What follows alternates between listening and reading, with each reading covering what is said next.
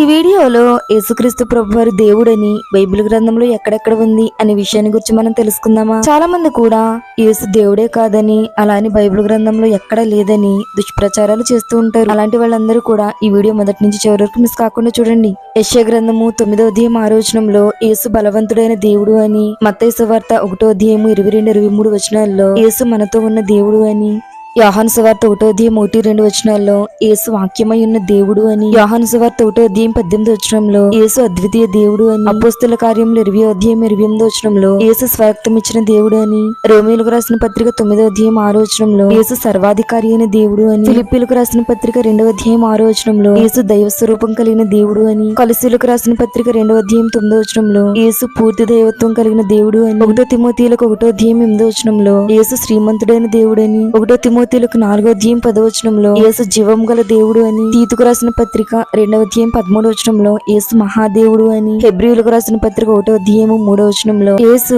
దేవుని ప్రతిబింబం అని, హెబ్రీయులకు 1వ అధ్యాయం 8వ వచనంలో యేసు సింహాసనాసీనుడైన దేవుడు అని, 1 యోహాను 5వ అధ్యాయం 20వ వచనం ప్రకారం యేసు నిజమైన దేవుడు అని, ప్రకటన గ్రంథం 1వ అధ్యాయం 8వ వచనం ప్రకారం యేసు ఆది అంతమునై ఉన్న దేవుడు అని బైబిల్ గ్రంథంలో ప్రస్తావించబడి ఉంది. చూసారు కదండి. ఇంకా బైబిల్ గ్రంథంలో యేసుక్రీస్తు ప్రభువారు దేవుడు అనే విషయాన్ని గురించి ఎక్కడెక్కడ ప్రస్తావించబడిందో మీకు తెలిస్తే నాతో కామెంట్ సెక్షన్ షేర్ చేసుకోండి. Praise the lord.